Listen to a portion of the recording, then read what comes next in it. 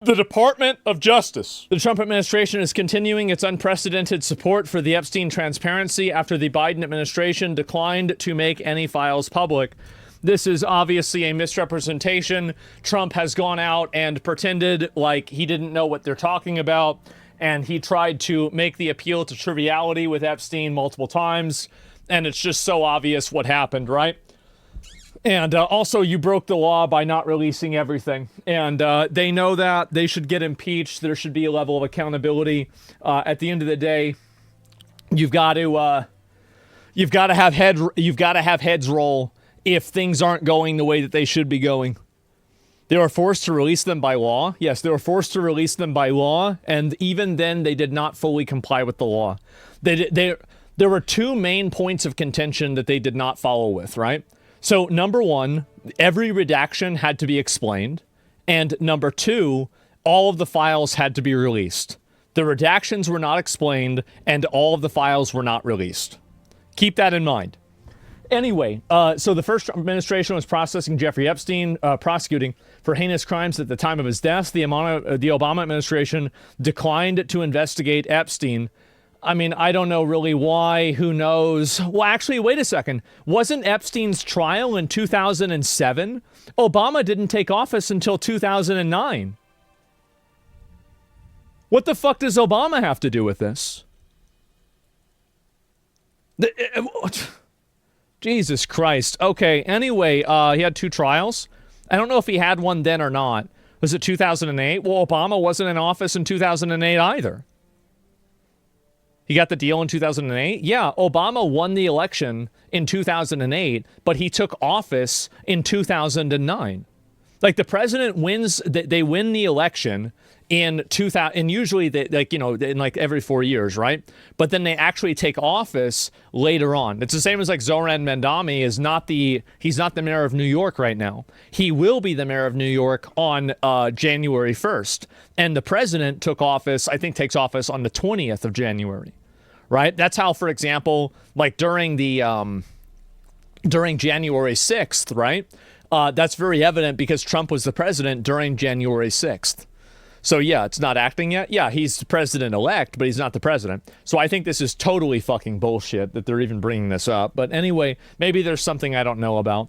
Either way, it seems like bullshit. Why is this material being released now? Prior to President Trump's enactment of the Epstein Transparency Act, various judges had declined the Trump Department of Justice request to unseal the Epstein-related material.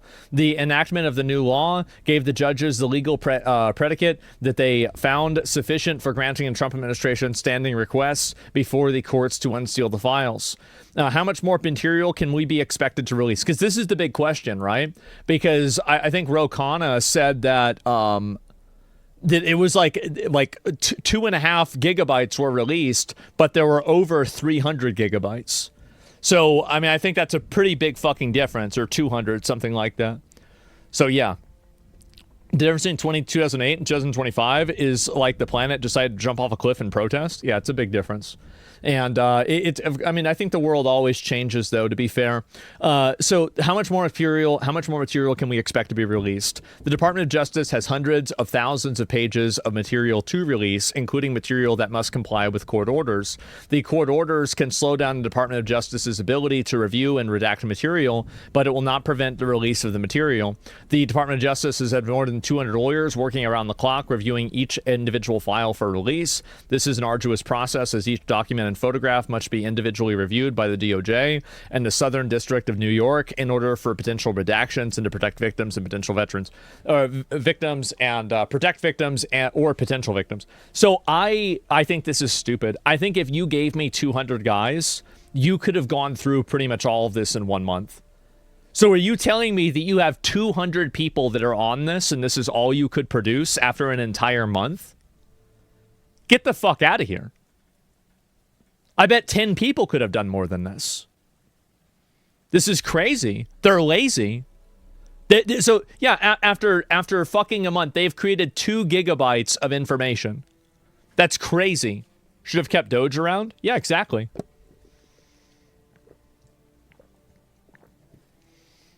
AI can do it better. Anybody could do it better. Somebody who gave a shit could do it better. So, anyway...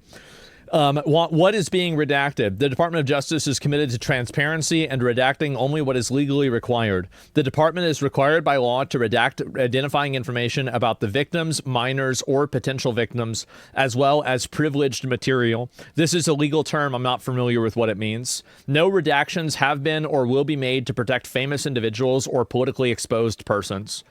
Okay, that's at least good to see. Why have some photos been released and then removed? Good question.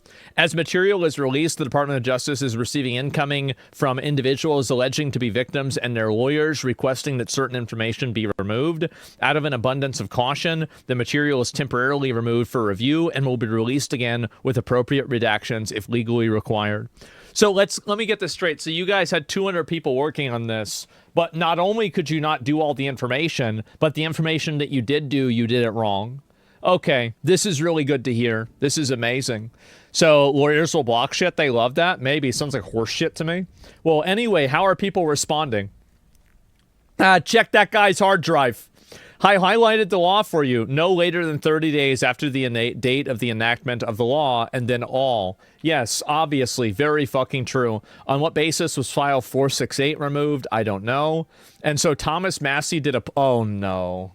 He did a poll on this? Give me a minute. Is Attorney General Pam Bondi being transparent and complying with the Epstein Files Transparency Act by releasing the appropriate and necessary information? Well, I mean, my opinion is it's no. Wow. Thomas Massie just announced he's opening up an impeachment investigation into Pam Bondi. Okay, let me pull this up right now. I didn't even know about this. What are you going to do about it to force them to comply? I mean, can you do anything? Oh, absolutely. Look, people have talked about, and by the way, Todd Blanche is the face of this, but it's really the Attorney General's office, Pam Bondi, who is responsible. And there are several ways to get at this. Some take longer, some are shorter.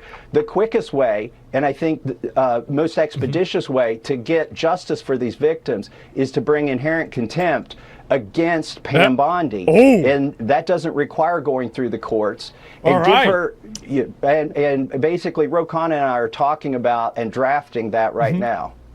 What are you going to do about it to force them to comply? Jesus! So now they're going in on it. You can't legally force people to comply with an order that endangers potential victims. I'm not saying that's what they're doing, but they claim to be protecting victims with their lawyers. Yeah, they're lying. I mean, they're lying. Everybody knows they're lying. Like, what are we talking about? Like, it's obvious they're lying. Like, and here's how you know that they're lying. Because there are previous frames of reference and instances that they were proven to be lying in. Like, for example, them saying, oh, we're out of files. We don't have any more files. Well, if you don't have any more files, what did you just release? Well, it looks like you had more files. You lied. So there you go. Her having it on her desk. Yeah, exactly. They're framing MJ even after his death. They don't even care about us. Exactly. Yeah. And this is the other thing too, is that they don't even explain why this happened. Like this is again, like as I said before, like I've always really liked Michael Jackson. I think this is fucking ridiculous. It is absolutely fucking ridiculous that they went and they took the photo of Michael Jackson with his kids right there. And then they blurred it out. They blocked the whole thing out and they never explained why. They never said why. I'm sorry, but posting this photo with Michael Jackson and Bill Clinton is going to make people believe that Michael Jackson is a fucking weirdo. And you should not be posting that without any context at all. You shouldn't be doing that. It's crazy. It's a Getty image. It's bad faith. It's massively bad faith. It's crazy, crazy, crazy bad faith. And anyway, let me see if I can finish the rest of these too, because I think this is the way it is. I remember there's GOP rep last year who tried doing the same to Attorney General Garland and nothing ever happened. It's all theater. Exactly. That's the problem. And she's right, but she shouldn't be. It's that simple. Why do you think he is working so hard not to get them released for so many months? What do you think the real reason is? These files implicate billionaires and friends of his and political donors that he's trying to protect. And Epstein also had close ties to our own intelligence agencies and Israel's intelligence agencies. That's why. Oh boy. There's so much effort in trying to stop this. And I do believe they'll try to stop it somewhere else. And that's going to backfire on them too. So And Epstein also had close ties to our own intelligence agencies and Israel's intelligence agencies. Yep. That's why there's so much effort in trying to stop this. And wow. And do better watch his back. I mean, it's already out there, right? Anything happens to him, I feel like it's just going to radicalize people 1,000 times more. Yeah, I mean, that's really what I think. Oh, this is it. Let me watch this. Okay, here we go. Plus, a bipartisan conversation with the two members of Congress who pushed to pass the law calling for the Epstein files to be made public. Has the Trump administration obeyed that law? We'll talk with Kentucky Republican Thomas Massie and California Democrat Ro Khanna. Good morning and welcome to Face the Nation. So far, there have been few surprises in the tens of thousands of documents related to the case against. I think that it was kind of surprising how deranged it was. I do. Like, it wasn't like anything super crazy, but it was pretty bad. Convicted sex offender and accused sex trafficker Jeffrey Epstein and his partner, convicted child sex offender Ghislaine Maxwell. The Justice Department says that 1,200 names identified as victims or their relatives were redacted, along with materials that could result in their identification. Nobody is mad about that. Nobody is mad about the every single word on the entire page. Like, come on. Will the release of the documents satisfy Congress and the political forces who lobbied for their disclosure? And much more importantly, will it satisfy the survivors of Jeffrey Epstein and their families? The two House members who pushed their colleagues into passing the bill to release these documents, Republican Thomas Massie, who's in Garrison, Kentucky, and Democrat Ro Khanna, who joins us this morning from Palo Alto, California. It's good to have both of you here. I want to start with you, Congressman Massie, because in these past 48 hours, we have seen the Justice Department acknowledge it's an incomplete release, but they have put out more than 13,000 files. They say more will come. This isn't everything you asked for just yet, but would you acknowledge that they are complying with the spirit, if not the intent of your law? No. No. no, they're flouting the spirit and the letter of the law. It's very troubling, the posture that they've taken. And I won't be satisfied until the survivors are satisfied. You know, I said in the hours leading up to this release that we will know if they are complying if they implicate any of the other criminals that are involved and the suspects that are involved, that the witnesses, the victims themselves have given to the FBI and they've never been mentioned. Well, there are some disclosures in here that seem new. Congressman Khanna, the documents confirm that the FBI received a complaint about Jeffrey Epstein back in 1996, but the woman whose name is Maria Farmer, who made that complaint, said federal officials failed to follow up. She said the disclosure makes her feel redeemed. I don't think that's like federal officials don't follow up with a lot of these things. Like, that's just it's realistically, it's just sometimes doesn't happen. So, yeah. And that this was one of the best days of her life to see these documents made public. Like, I'm just being realistic, right? I'm being realistic that, and also you could say that that's a problem in itself. I'd agree with you, but like, I don't think that in itself is enough to say that for sure it was a conspiracy, right? Just because I've seen how these things have happened myself. What action do you want taken around a case like this? That was the single most important disclosure of what we got. I know Maria's sister. She sounded the alarm in 1996. She complained to the FBI. The problem is that Epstein was so connected with law enforcement and powerful politicians, the FBI did nothing for a decade. Frankly, she deserves compensation. She deserves an explanation. But the broader point is, Blanche was on this morning saying that Massie and I have a problem that it's taking too long. That's not the problem. The problem is this was a slap in the face of survivors. What do they want? They want to know who are the rich and powerful men who visited Epstein's rape island and covered up the abuse. It's so fucking simple, isn't it? It's so obvious what everybody wants. It's not like this is some, oh, what do they want? Nobody knows. Everybody knows. It's in plain English. It's fucking obvious. And the key documents that our law basically said needed to be released, the 60-count indictment that actually implicates a lot of these people. Keep in mind, this is what he said yesterday, is that 2 of the people that were implicated were named, 58 were not. And the prosecution memo were not released. It's not about the timeline. And it's not about, like, it's like you could say, like, oh, 55 were released, 5 weren't. Okay, you know what? But the vast majority were not released. It's about the selective concealment.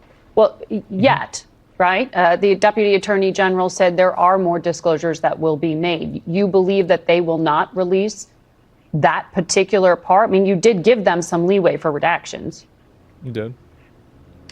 Well, first of all, the redactions were excessive, and even Harvard law professors who have looked at that have said you can't redact internal communications, you can't redact workforce product, and the courts are going to find that these were excessive. But my point, and I'm sure Congressman Massey can elaborate, is that we want the files out. So if our sounding the alarm on what is missing is going to help them get those files out, fine. But this shouldn't be a big document up. There's a pretty simple point. Who raped these young girls? Who covered it up? And why are they getting away with it?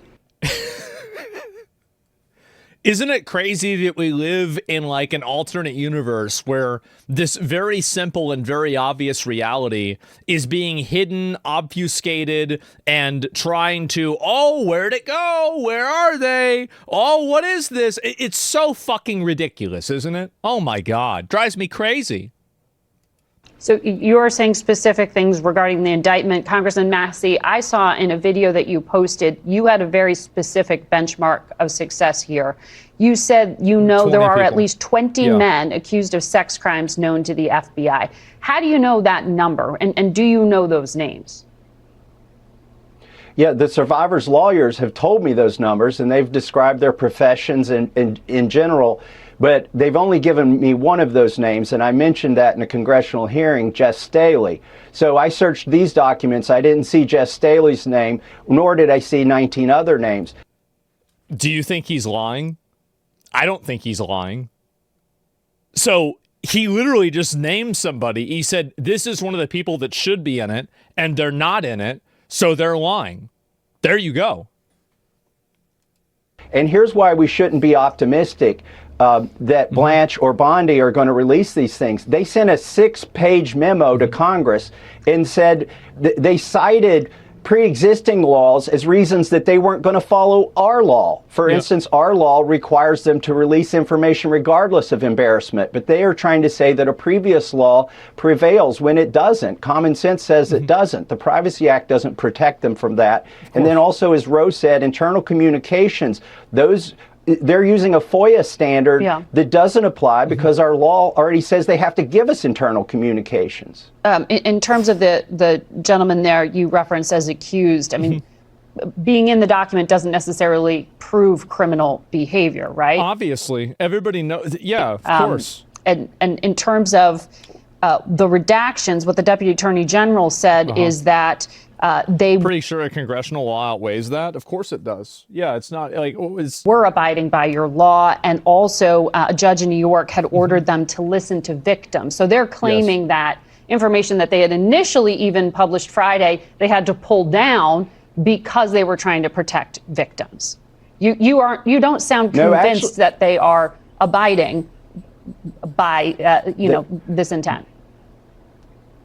No, they are not abiding, and all 3 judges who released the grand jury material said that our law trumps the prior law. That's just common sense, Law School 101. Yet Todd Blanche is using a different theory that wouldn't survive first contact with any court, which is he's trying to say that prior laws override our law. That's not the way this works. Okay, what are you going to do about it to force them to comply? I mean, can you do anything? Impeach them. Yeah, put them in fucking jail. What are we doing?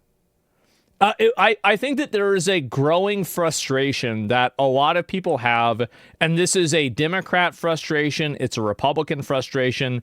I'm going to be honest. It's a worldwide frustration We see crash out protests in Indonesia. We're seeing them in Serbia. We're seeing them in Europe. We're seeing them in America. We're seeing them. You would be seeing them in Venezuela, but you can't. We're seeing them everywhere, right? All over the world where you can have any ability to protest. Brazil, Mexico, Nepal, Bulgaria. Yeah, everywhere. I think that the internet has given people, because now I think that everybody basically in majority of countries has the access to the internet, right? They're able to see information and see the way the world is. I mean, to an extent, right? Not completely, but like to an extent.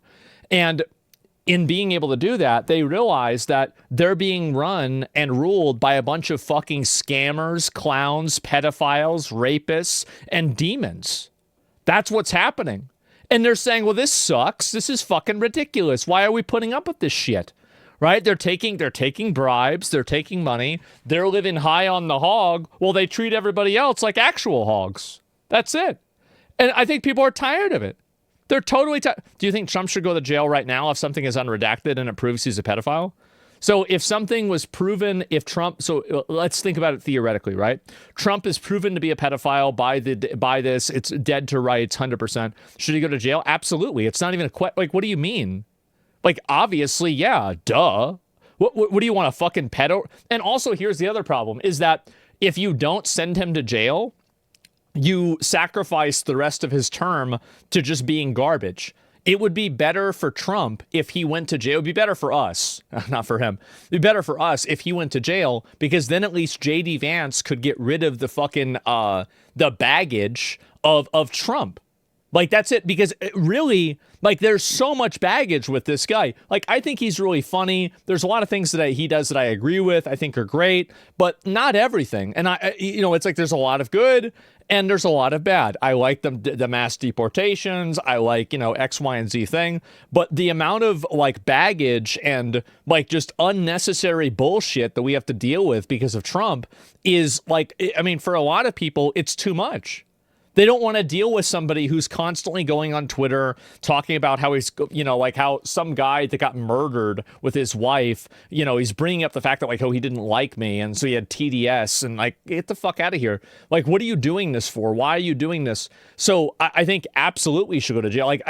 And by the way, everybody thinks this. Like, the only people that don't think this are like 5 mentally ill people on Twitter, because they think that any accusation against Trump is just categorically illegal or categorically a lie. That's it. It's the baggage and personality.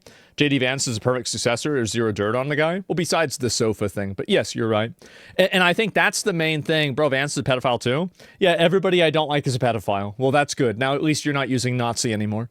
And so my point is that basically, yeah, I think so. If theoretically, like if it was proven that anybody in government was one of these weirdos, like a rapist, like, yeah, they should instantly go to jail. Absolutely. Like, imagine having another take. Imagine thinking, no, it's a good idea for us to have a pedophile president. Even if you agree with Trump, you shouldn't want that. Because if that's the case, you know that from now on, supporting or agreeing with him in any regard will be seen as supporting a pedophile. So nobody will ever support him. Nobody will actually do anything. He'll only be the president in name, and nothing that he wants to do will get done. So even if you don't agree with, like, you hate Democrats, you should still want to get rid of this guy, because in order, like, purifying your own, group of, I guess purifying your own group of people could sound racist, right? But I'm talking about ideology here, is that keeping that ideology pure and not having it be polluted by bad actors or by, criminals or something like that is necessary. It's fundamentally necessary. And if you don't do that, you're going to have a lot of problems. Absolutely. Look, people have talked about, and by the way, Todd Blanche is the face of this, but it's really the Attorney General's office, Pam Bondi, who is responsible. Mm-hmm. And there are several ways to get at this. Some take longer, some are shorter. The quickest way, and I think most expeditious way to get justice for these victims is to bring inherent contempt against Pam Bondi. And that doesn't require going through the courts. And give her, and basically Ro Khanna and I are talking about and drafting that right now. Okay, well, I mean, on another network this morning, Democratic Senator Tim Kaine said impeachment or contempt, it is premature, Congressman Khanna. And the deputy It's premature? Shut up, retard. He's a bald, fat retard. I know who Tim Kaine is. Attorney General said, bring it on. They don't seem to be taking this very seriously. And if you just don't have the math in the Senate, including at least now this Democratic senator not being convinced, He's not bald. doesn't that sort of show that you're at the limit of pressure? No, we only need the House for inherent contempt, and we're building a bipartisan coalition, and it would fine Pam Bondi for every day that she's not releasing these documents. I'll tell you why. I've talked to the survivors, why this is such a slap in the face. One of the survivors said they released her name accidentally. But okay, he's not totally bald, and he's not that fat, but I mean, if I looked like that, I'd think I was fat. And if I had this is, look at this, guys. Look, see that right there? That's worse than me. So if he's not bald, neither am I. They still have not released the FBI file about the people who abused her at her request. And the problem here is that there are rich and powerful people. We all know this. There are 1,200 victims. They're rich and powerful people who either engaged in this abuse, covered it up, or were on this island. And what the American people want to know is, who are these people? And instead of holding them accountable, Pam Bondi is breaking the law. And this is the corrupt system, the Epstein class that people are sick of. So I believe we're going to get bipartisan support in holding her accountable, and a committee of Congress should determine whether these redactions are justified or not. Sometime in January when you all come back, I assume that'll happen. I want to ask you, though, Congressman Khanna, there have been images released in the past 48 hours. Some of them include former President Bill Clinton. There's at least one image of Donald Trump. I should say neither man has been accused of any wrongdoing related to Epstein, though they clearly knew him. But since Friday's publication, we're showing the image here now. One of the pictures was pulled down. There were 15 images total that were then redacted from the DOJ website. And it's kind of hard to see, but it's an open drawer with a photo of President Trump. Why do you think that was pulled down? Because the Deputy Attorney General says this was victims saying that their privacy or somehow their integrity was being compromised by having that image published. Well, I'm less concerned about that photo. I don't know the facts. My concern is the major documents that we know are out there that haven't been released. He's right that the photo is kind of a red herring. It's not indicative or anything of anybody. It's just a photo of a drawer of Trump with some women, right? Like, yeah, he's right. It's not anything crazy. But, like, in my opinion, it's not the photo that's crazy. It's the fact that you got rid of it. That's the thing to me, is like all of this stuff. It's like being like, you know, something that like somebody looks guilty. OK, that's fine. But why are you acting guilty? That's more interesting to me. Why are Americans so low IQ with this? The rich and powerful people do not matter. This is the way bigger than those people, and the implications are insane. Well, it's because people are tired of it. And that's what I was saying before, is that people are tired of this worldwide. They're tired of a global boomer hegemony that puts the needs of young people last, that tries to consolidate power and hold on to it as long as humanly possible, and then figures out every way to scam young people, make their lives worse, and just in general fuck over everybody for no reason. That's that's what it is. Identity politics, yes. And so this is a worldwide. It's not like in America, it's everywhere. The 60-count indictment that shows massive financial fraud and foreign interference, the prosecution memo.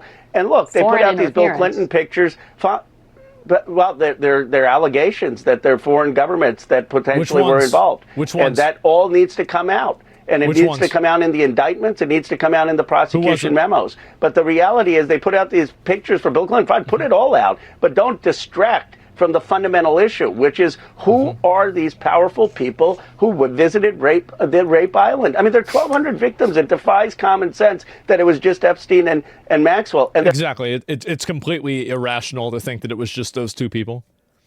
Like, the people, if you believe that, you're retarded.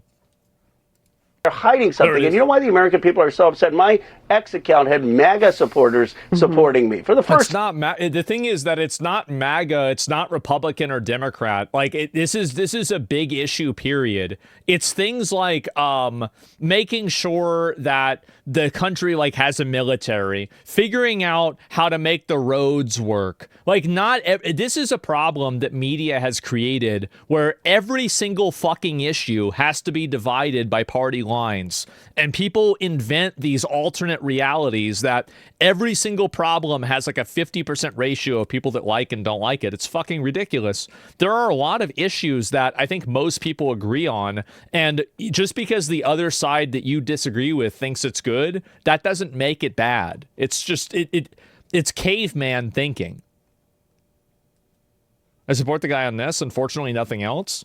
That doesn't matter. Like, it doesn't. You should get used to doing that. That's what normal people do. Work together in times that you can find common ground, and you can argue in times that you don't. Like, that's normal. You don't have to. Not everything has to be all or nothing. Time saying, Pam Bondi whiffed, according to Susan Wiles. She is breaking the law. She needs to be held accountable. Yeah. You're referring to the Vanity Fair quote that the chief of staff gave saying the whiffed, and she said that Pam Bondi gave them binders full of nothingness, and then when it came to the client list, she said it was on her desk. There is no client list, quote, and it sure as hell wasn't on her desk. Do you see that as an acknowledgement here, though, that the politics have overtaken the substance? Something's wrong. Everybody can tell something's wrong. Different people have different guesses on what's wrong and why it's wrong, but everybody knows something is wrong.